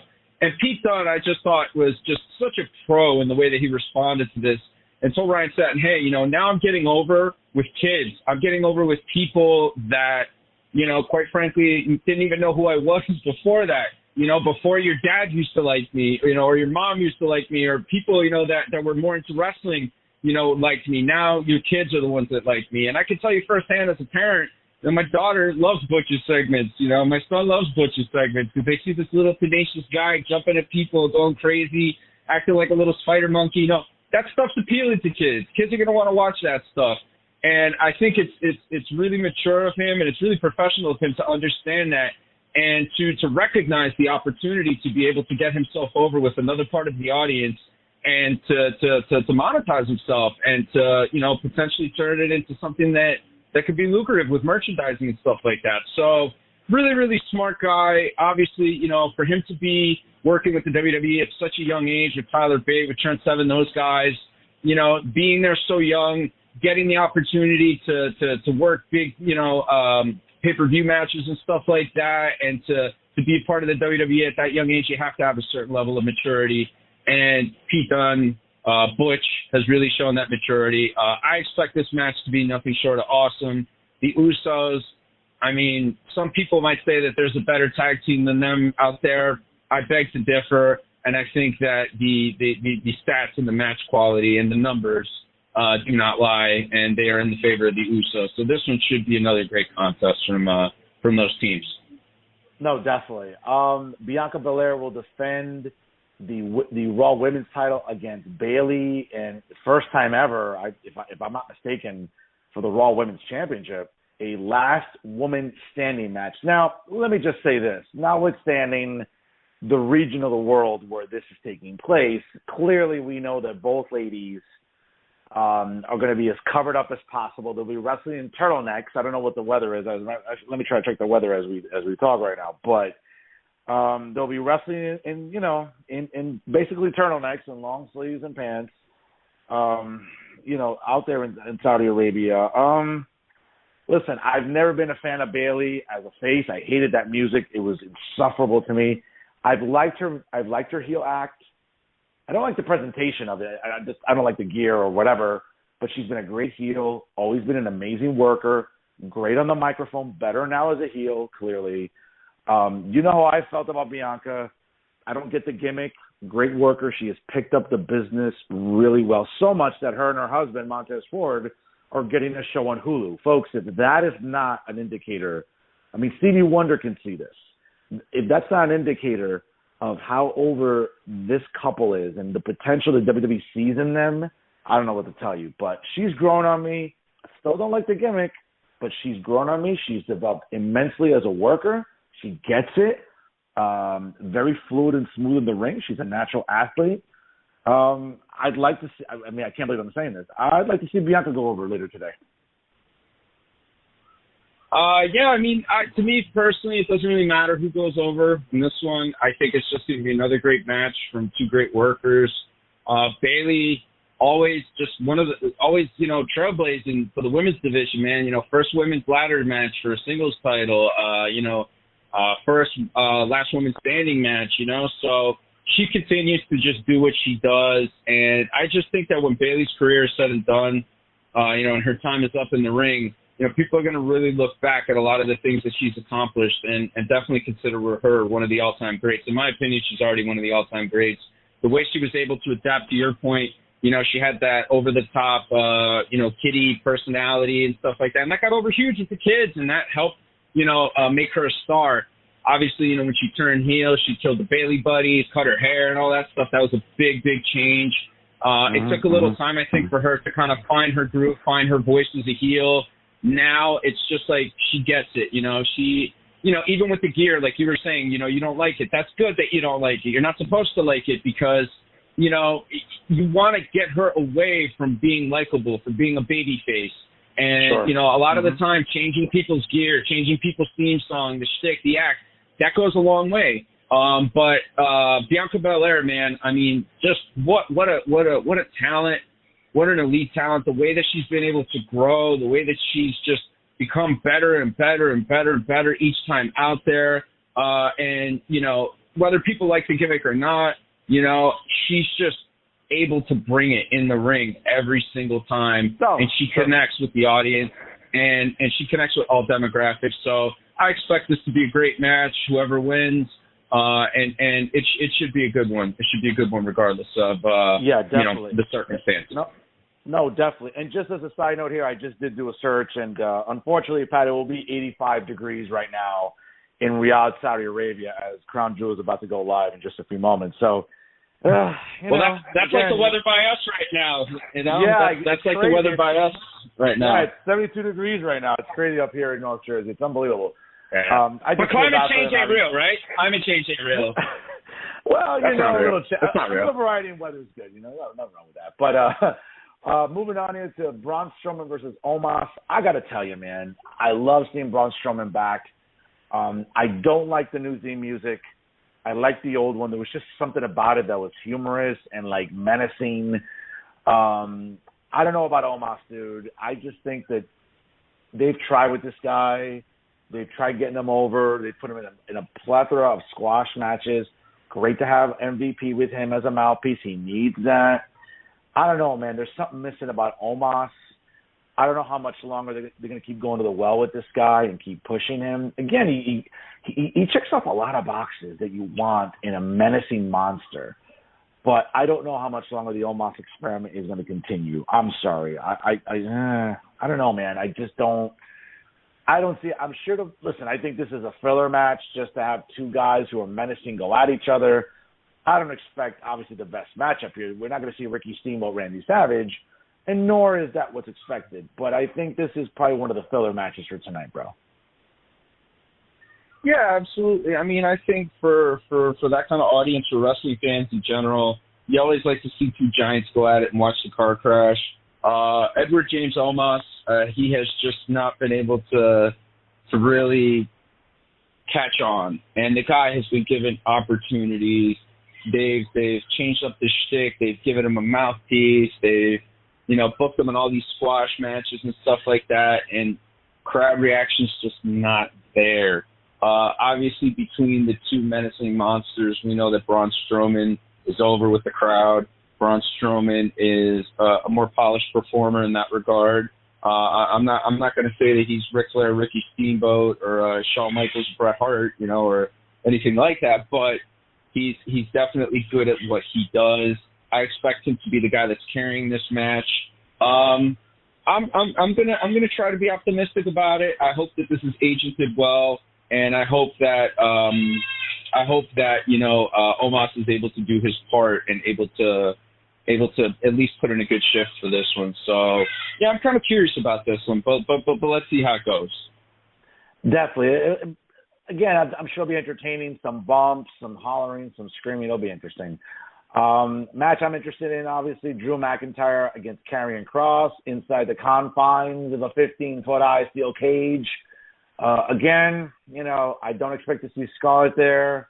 It's that region of the world that won't let women, wear what they want. But, obviously, notwithstanding not seeing Scarlett, which disappoints all straight men everywhere, I think this could be the match of the night without question. I think you can see why just straight men? Why just straight men? There's gay men that like her. There's women that like her. There's all types of people that like her. She is aesthetically pleasing to a variety of people. No, well, that's Let's fair, not just limit it as straight men. Well, by and large, straight men everywhere are disappointed. So let's be honest. Well, but guess what? That's what Google's for. That's what Google's for, okay? And it builds up anticipation to see her in some skimpy outfit again. There you go. But I think this has the potential to be the match of the night in this cage. I think it could be very good. It's going to be interesting to see how these guys put it together. I mean, I have a different pick for match of the night, but it should be good. I'm curious to see how Kross is going to do in these spots, and how he's going to kind of take the ball and run with it. You know what I mean? So this should be kind of interesting. I think it's a good feud for both guys. More importantly for Kross, because he's working with a former main eventer, in Drew there, and I think that even though Kross is a very talented performer, he has great mentality. he gets it, if you will. He still doesn't have that experience of being like a main event guy just yet, and Drew has that. And I think that, if we've known anything from Cross, he's always willing to learn. And I think that he's going to do well in this spot. So let's see how it goes. Yeah, no question. I think a great match. I think, listen, anytime you see a cage match, it's always got the potential for a lot of good bumps and spots for sure. A match I think that really helps to headline this event in Riyadh, Saudi Arabia. Brock Lesnar versus Bobby Lashley. We got a taste of it earlier this year in January at the Royal Rumble. Two guys who just, are just beating, excuse the pun, beasts in the ring. Very physical, guys who work well together from what we've seen. I don't think this is a one-off. I think after Lesnar cost Bobby Lashley the coveted United States Heavyweight Championship, I think this match is going to be a knockdown drag-out, as they say. Yeah, dude, this is going to be awesome. This is another one of those, dream matches that the fans got a chance to see in January. Unfortunately, it wasn't what it could have been, but it was still pretty darn good in my opinion. I'm excited about this. I think the build has been great. The segments that they had on TV were good. This is just going to be just two legit shoot fighters beating the shit out of each other for our enjoyment. This is as close as we get to the gladiators in the Coliseum, and kaiju's, Godzilla taking on Mothra, or Ghidorah. It's going to be awesome, and I expect a lot of suplexes for sure. Absolutely, I think it'll be a great contest. Certainly, a match I think I'm really looking forward to because I think there's an element that maybe Mike Service will see. The OC, AJ Styles, Khan Anderson, Luke Gallows. Good to see Anderson and Gallows back in WWE. We'll take on the Judgment Day, Finn Balor, Damian Priest, and Dominic Mysterio. Obviously, the wild card in this match certainly is Rhea Ripley at ringside. Will the OC have a female to counter Rhea Ripley? We don't know. It seems like that's like the missing component from this feud. But I think this match, another candidate maybe for match of the night. Yeah, man, definitely, man. I mean, these guys are all friends too, especially Finn, with Gallows and Anderson and AJ. So obviously they're going to lay it in a little bit extra.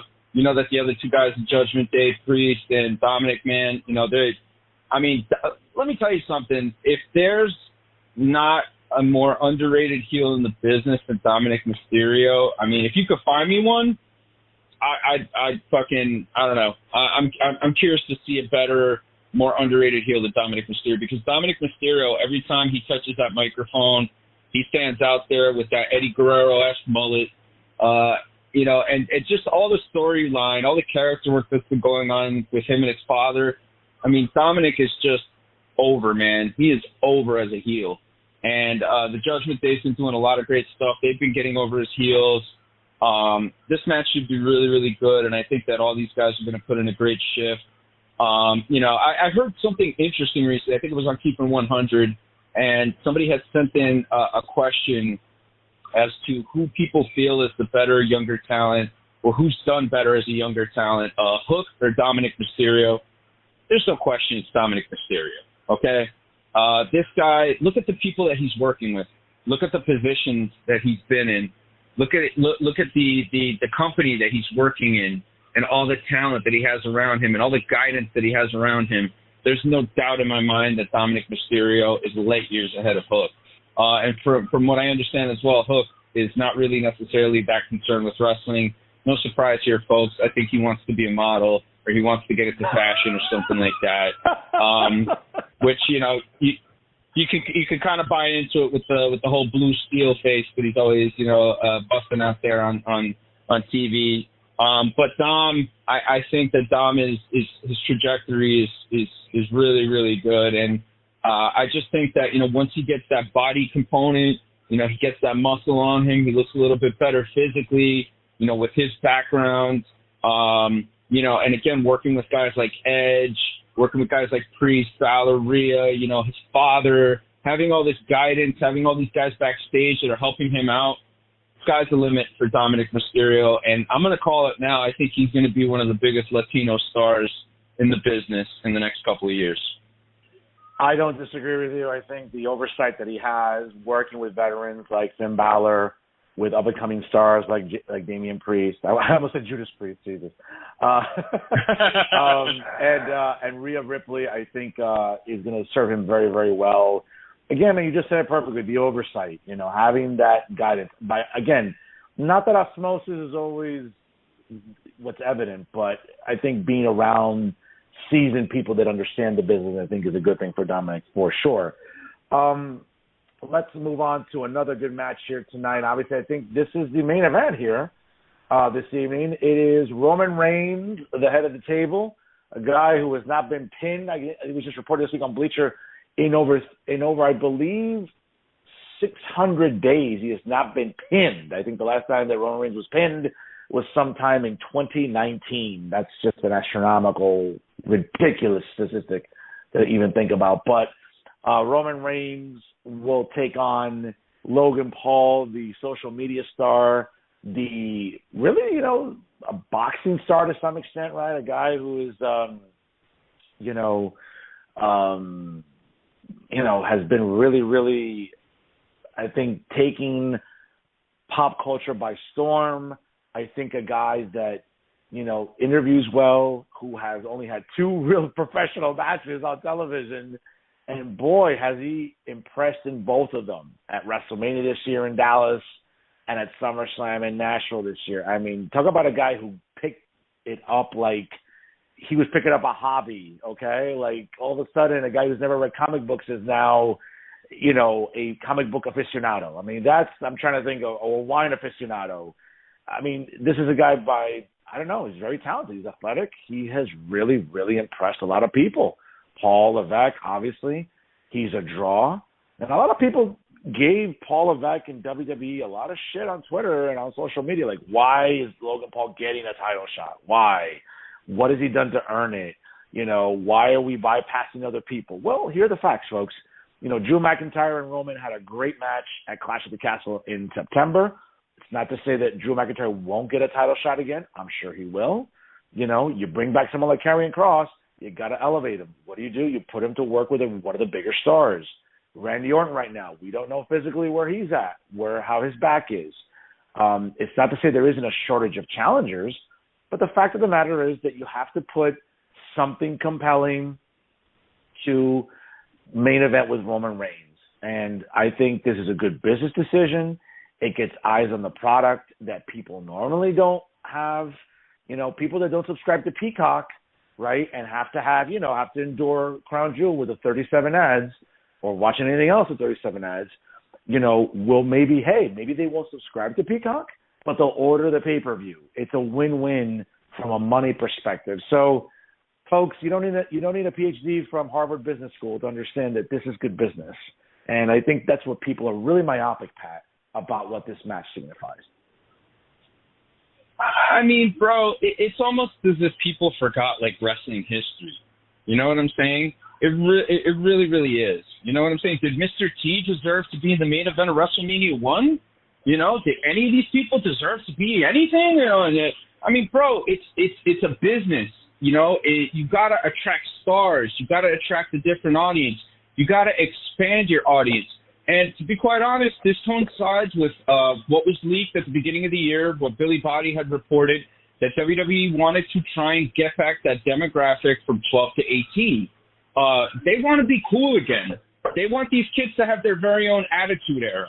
And, they want kids to be able to experience these things, and this is a great way of doing it. You're getting a dude that, for better or worse, has built up a reputation as a YouTube influencer, and he is a combat sports star. That's right. He is a combat sports star. People can talk about, he didn't earn it, he didn't this, he didn't that. I mean, they've been telling this guy that he hadn't earned anything for years. He didn't earn a chance to fight these guys as a boxer. He didn't earn a chance to fight Floyd Mayweather. He's not a real boxer. His brother's not a real boxer. But guess what? These guys, they're generating interest. They're making money. They're making people watch. This is a smart move, not only for the E, but for Logan Paul, for his brand. And I just think it's a win-win for everybody around. And I'm going to call it now. I think this is going to be match of the night. I think Roman, especially where Roman's at right now, the talent level that he's at right now, he's going to help him have a fantastic match. The production, the oversight, the agency, everything is going to be there. I think with Logan Paul, I mean, look, they're not going to invite you to keep coming back, and they're not even going to offer you a contract if you don't do all the right things backstage. Because being out in front of the crowd is big. Connecting with the audience is huge. Performing in that ring and being able to understand and grasp the technical aspects of it is big. However, the most important thing is how you respect the boys and the girls backstage. You know, how you present yourself, if you're humble, if you act the right way. And to me, it seems like Logan Paul, regardless of his TV persona, regardless of his internet persona and everything that he and his brother have established, they're very, very respectful of the professional wrestling business, of the people that are in the business, the boys and the girls. They're doing things the right way backstage, and that matters a lot. That matters a lot, and I think that is really what helps put you in these positions, because you have that good faith, you have that trust, you know. And I think that people understand, hey, this is more eyes on our product. This is more people that are going to see us, that are going to see this card. You know, who knows? There might be somebody who might be watching WWE just for Logan Paul that might end up liking another wrestler, and that might make them merch money. You know what I mean? So it all kind of contributes to the grand scheme of things, and I think Logan Paul deserves this opportunity. Triple H thinks he deserves this opportunity, more importantly. So whatever any booger-eating mark that's complaining about it on Twitter or whatever else, you know, you could stick it, pal, okay? Because Triple H and the people that matter, the wrestling people that matter in this industry, they're the ones who feel like he belongs in that spot. And I think that this kid's going to knock it out of the park again. And I expect it to be match of the night. I think it'd be a great match for sure. I think it'd be a great card, certainly. And I think even to your point, it's sort of like a secondary WrestleMania type atmosphere, secondary WrestleMania type of card, I think, or event. Every year thus far in terms of what Crown Jewel represents. So, we'll see. Again, Fern, one more thing here. I just want to add to this. And you know this better than anybody else, right? People being divisive and divisive things attract more people. They attract more viewers. They attract more of an audience. So if think about this, there's more people talking about Logan Paul being in the main event of this show than there are people talking about the main event of AEW, right? Fox News, right? They get a lot of viewers. Why? Because it's divisive. It's divisive, okay? It's divisive. Not everybody likes it. Some people do like it. You know what I'm saying? But people are going to tune in because they want to watch it. Your brand of media. There's people out there that don't like you. We know. We've all heard it. You bury them every week. You know what I mean? But people tune in to watch you for better or worse because they want to see what you're going to say. They want to see what you're going to say. They want to see what's going to come out of your mouth. Polarizing things, they generate interest. Look at John Cena. You know what I mean? Look at everything he did. Look at the amount of interest, for better or worse, that he generated. And I think that this is just another example of that. And Triple H knows that. And I mean, more people are talking about this than they are talking about this week's episode of AEW, and that should tell you everything you need to know right there.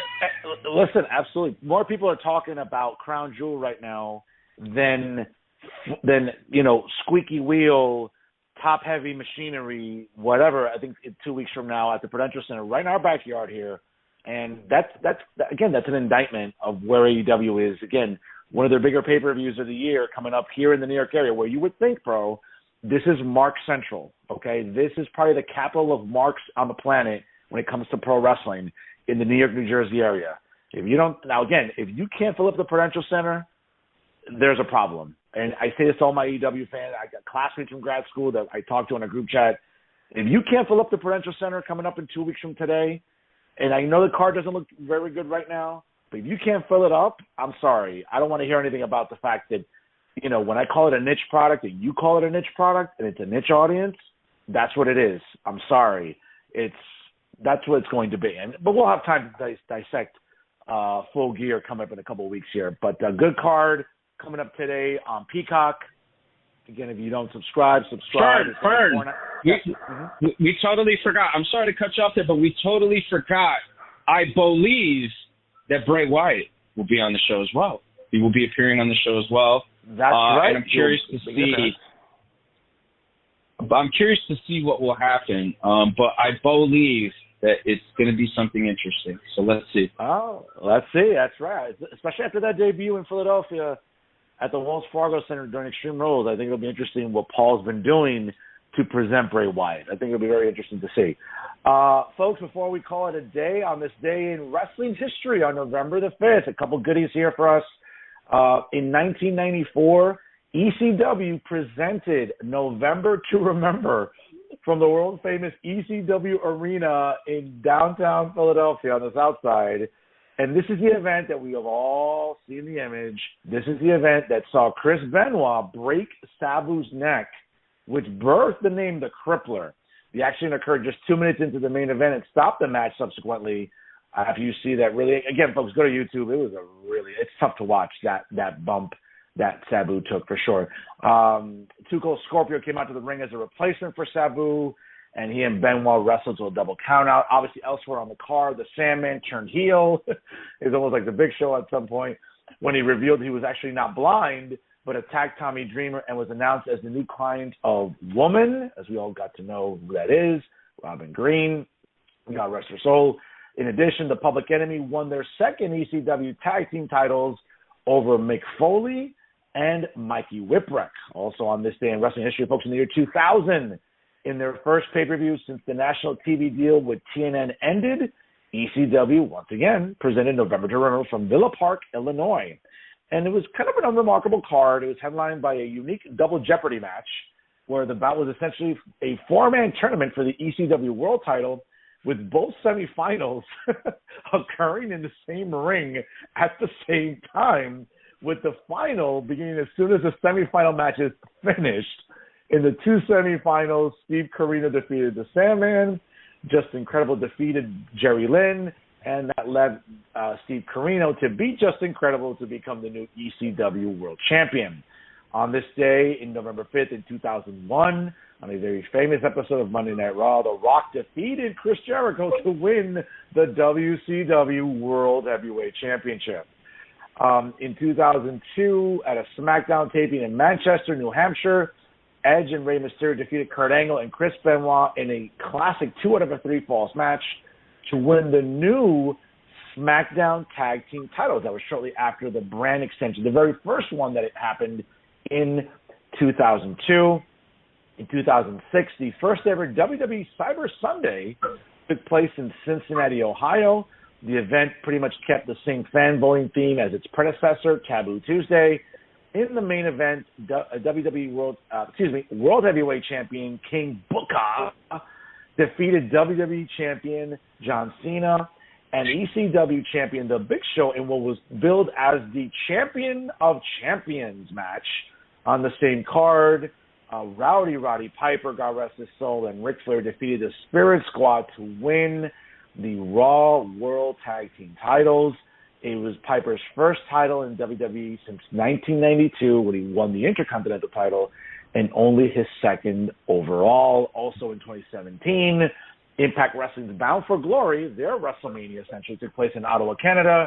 The only title change on the card saw Gail Kim defeat Ali to become the Women's Knockouts champion, and Sami Callihan also made his Impact debut.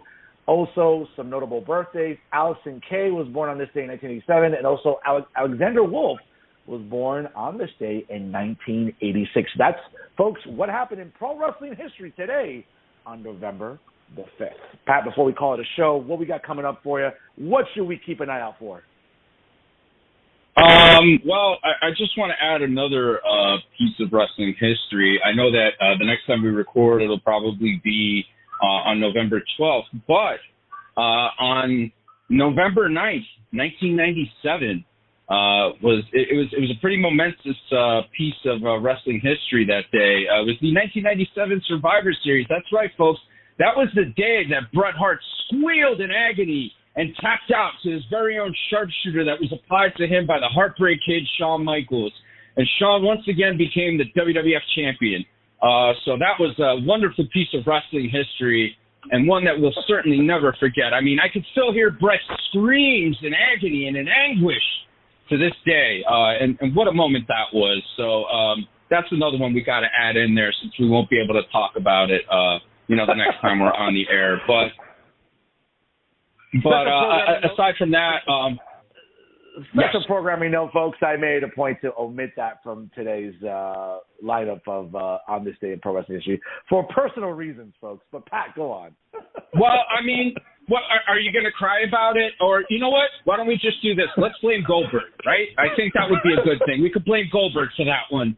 But I'll never forget that. I mean, the Heartbreak Kid applying that sharpshooter expertly, I mean, it was almost as if Owen taught him, the move himself, because obviously Owen's the creator of the move, and he taught Brett, and he stole it.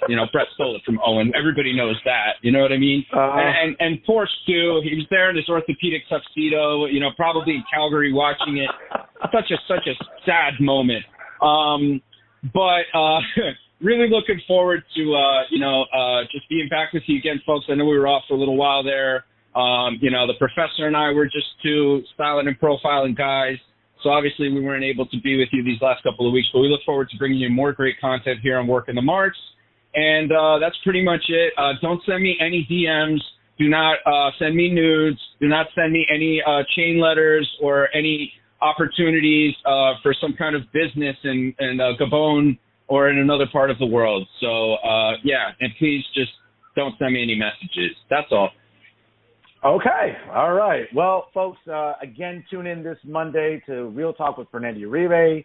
Well, I will have New Jersey State Assemblywoman Victoria Flynn coming on, a very, very, one of the newer Assemblywomen in the legislature, very energetic. We're going to have a lot to say about what's going on with the midterms and certainly what's going on in the political climate in New Jersey. Big bills pending in the legislature in Trenton, a lot of that and more, folks, this Monday. Again, make sure you tune in on Real Talk via Jersey First TV. You can check it out on YouTube. You can check it out on LinkedIn. You can check it out on jerseyfirst.org, as well as on Facebook Live via StreamYard on my own Facebook, and also on Twitter. All the platforms will be broadcasting live this Monday at 6 p.m. Eastern Time for the latest edition of Real Talk. And let me just get a little heat here because I've been dying to say this, but folks, remember, tomorrow, change your clock backs on Sunday because of daylight savings time. And most importantly, ladies and gentlemen, this Tuesday, change your country back on Election Day. Go out and vote, folks, this Tuesday. Change your clock backs tomorrow, and let's change the country back for the better this coming Tuesday. Let's make it red, folks. Ladies and gentlemen, this is our here. I mean, come on, man. I don't think it's fair that, you're trying to throw in your angles and your gimmicks. Your people, vote however you want to vote. You want to vote red, vote red. You want to vote blue, vote blue. Write in Ross Perot if you have to. It doesn't matter. Oliver North, whoever you want to write in somebody, people, but get out and vote. I definitely agree with that message, folks. If there's stuff that's going on, stuff with the economy, social stuff, whatever it is, inflation, whatever you want to talk about, whatever it is that is driving you to get out and vote, exercise your right as an American to go out and vote, people, and definitely take advantage of that. Whether you vote red, blue, green, purple, vote for Grimace, I don't care, but just get out there and vote, people, and make your voice be heard. That's right. Again, folks, just, but you know where I feel, folks. Again, and I'll see you live on Monday at 6 p.m. Eastern Time. But, folks, I want to thank you for joining us here this week on, of course, our great podcast. Write to us on our inbox, workingthemarks@gmail.com. Let us know what you like about the show. A shout-out to D. Rotten, our boy, who oversees the inbox, and, of course, all the great technical stuff on the program here. So God bless him for all his good work, folks. Make sure you like us on Facebook.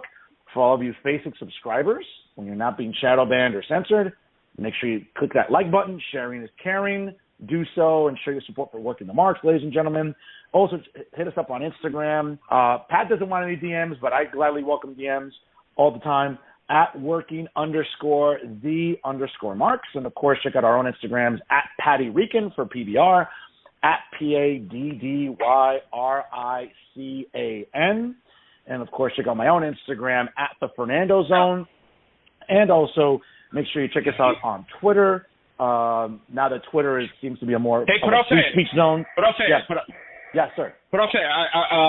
Before you finish up your whole spiel, I just want to also throw it out there that I'm probably going to be going live. I will be actually going live on Instagram after Romancing the Stone is done. So, you can catch me on there. I'm going to be just kind of opining on some of this stuff. I'd love to have the interaction with you people through that page. Just don't hit me up on my personal page because I'll fucking punch your mom. But yeah, definitely hit me up on hit me up on the Work in the Marks Instagram. I'm going to be going live there after Romancing the Stone is done, and we're going to have a lot to talk about there. If you'd even care to join me, if you're not busy styling and profiling, maybe hanging out at Waterside, catching a drink with the lovely lady, it'd be good to get some of your insight as well on a live video. But yeah, folks, sorry that the Instagram's been a little bit dry lately. We're going to be, giving you some great content on there. So yeah, we really appreciate all the support. We even appreciate the hate. Fernando appreciates the hate. You know that. So we just look forward to bringing you more content, and just always fun here to be able to shoot the shit and chop it up all things wrestling. Absolutely.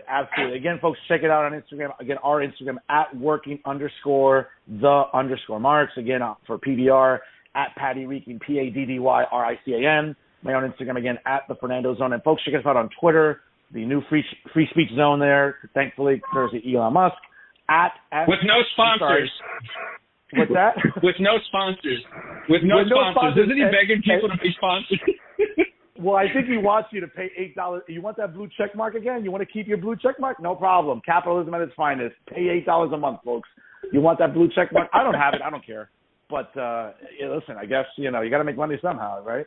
But folks, check out PBR on Twitter at PatrickSKVM. Check out my own Twitter at the Fernando Zone as well, folks.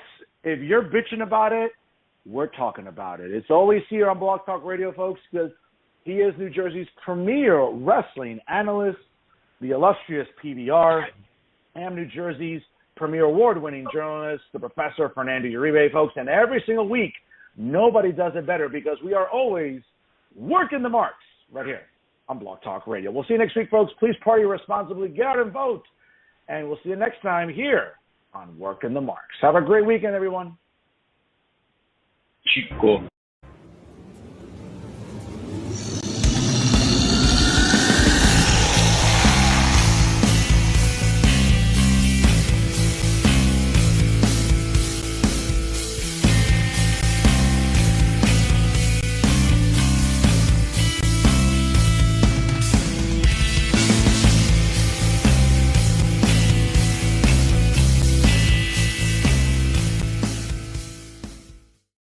Famcast Media, bitch.